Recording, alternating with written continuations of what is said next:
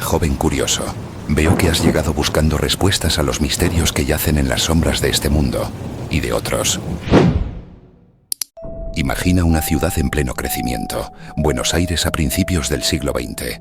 Calles empedradas, tranvías, niños jugando en plazas. Pero en medio de esa aparente tranquilidad, un pequeño monstruo comenzó a sembrar el terror. Cayetano Santos Godino, conocido como el Petiso Orejudo, no era un asesino común. Era un niño de apenas 10 años que cometió crímenes tan brutales que aún hoy, más de un siglo después, su historia sigue generando escalofríos. ¿Qué lleva a un niño a convertirse en un asesino? ¿Fue la sociedad, su familia o algo más oscuro lo que lo moldeó? Acompáñame en este viaje a las profundidades de la mente criminal más perturbadora de Argentina. Capítulo 1. Una infancia marcada por el caos. Cayetano Santos Godino nació en 1896 en el barrio de San Cristóbal, Buenos Aires. Su familia era pobre, disfuncional y violenta. Su padre, un alcohólico agresivo, y su madre, una mujer sobrepasada por la miseria, no supieron brindarle el amor y la estabilidad que todo niño necesita. Desde muy pequeño, Cayetano mostró comportamientos alarmantes. Torturaba animales, prendía fuego a propiedades y atacaba a otros niños sin motivo aparente.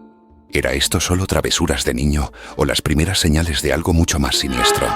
Los expertos en psicología criminal coinciden en que los primeros años de vida son cruciales para el desarrollo de la personalidad. En el caso de Cayetano, el abuso, la negligencia y la falta de supervisión crearon el caldo de cultivo perfecto para que su mente se torciera. Pero ¿qué pasó por la cabeza de ese niño cuando prendía fuego a una casa o estrangulaba a un gato? ¿Era solo curiosidad malsana o el inicio de una sed de violencia que no podía controlar? Capítulo 2. Los primeros crímenes. El despertar de un monstruo. A los 10 años Cayetano comenzó a atacar a otros niños. Sus métodos eran simples pero efectivos. Los engañaba con dulces o promesas de juegos. Los llevaba a lugares solitarios y allí los golpeaba, estrangulaba o intentaba quemarlos vivos. En 1906 fue arrestado por primera vez tras atacar a un niño en un corralón. Pero debido a su corta edad, las autoridades lo liberaron. Fue un error fatal, porque los ataques no solo continuaron, sino que se volvieron más frecuentes y brutales. Los criminólogos modernos creen que Cayetano no solo disfrutaba del acto violento en sí, sino que encontraba placer en el sufrimiento de sus víctimas. Cada crimen era una escalada en sadismo, una búsqueda de poder y control que lo consumía. Pero ¿qué pasaba por su mente cuando veía el miedo en los ojos de sus víctimas? ¿Era consciente de su maldad o simplemente actuaba por impulso? Antes de que me adentre en este relato que hiela la sangre, te invito a unirte a este rincón de secretos. Suscríbete a Crónicas Ocultas y acompáñame a desenmarañar lo desconocido. ¿Qué dices? Capítulo 3. El crimen que lo delató. La caída del Petiso Orejudo. En 1912, el asesinato del pequeño Arturo La Aurora marcó un punto de inflexión. Cayetano fue capturado y, durante el interrogatorio, confesó con una frialdad aterradora. Relató con lujo de detalles cómo mató y torturó a sus víctimas. Sus orejas prominentes y su aspecto infantil contrastaban con la monstruosidad de sus actos. La prensa lo bautizó como el Petiso Orejudo, un apodo que quedó grabado en la memoria colectiva de Argentina. Pero más allá del sensacionalismo, este caso plantea una pregunta incómoda. ¿Cómo es posible que un niño de 16 años haya cometido crímenes tan horrendos? ¿Era un monstruo o una víctima de su entorno? Algunos expertos sugieren que Cayetano sufría de un trastorno antisocial severo, mientras que otros apuntan a la negligencia y el abuso como factores clave. Lo cierto es que su historia es un recordatorio de que el mal no siempre tiene la cara que esperamos. Capítulo 4. Juicio y encarcelamiento. La vida en el infierno de Ushuaia. Cayetano fue condenado a cadena perpetua y enviado al penal de Ushuaia, uno de los lugares más inhóspitos y brutales del mundo. Allí, lejos de la civilización, sufrió constantes maltratos por parte de otros presos. Se cuenta que en una ocasión le arrancaron una oreja a mordiscos, un acto de violencia que parecía una cruel ironía para alguien apodado el Petiso Orejudo. Pero ¿qué pasaba por su mente durante esos años de encierro? ¿Alguna vez sintió remordimiento por sus crímenes? A pesar de las condiciones inhumanas, Cayetano sobrevivió en prisión durante más de 3 décadas. Murió en 1944, dejando atrás un legado de horror y preguntas sin respuesta. Algunos dicen que su locura era incontrolable, otros creen que fue víctima de su propio entorno.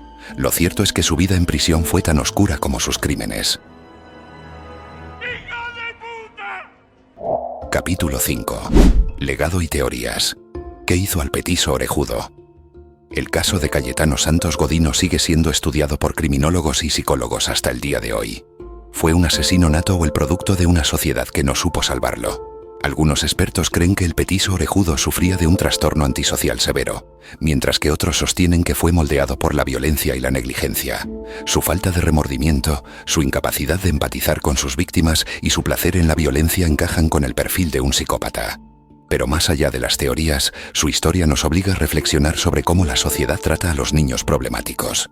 ¿Podría haberse evitado esta tragedia si alguien hubiera intervenido a tiempo? ¿O estaba destinado a convertirse en un monstruo desde el principio? Capítulo 6.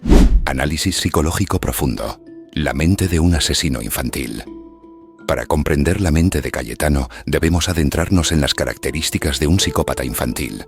Su falta de empatía, su necesidad de control y su placer en el sufrimiento ajeno son rasgos que comparte con otros asesinos seriales.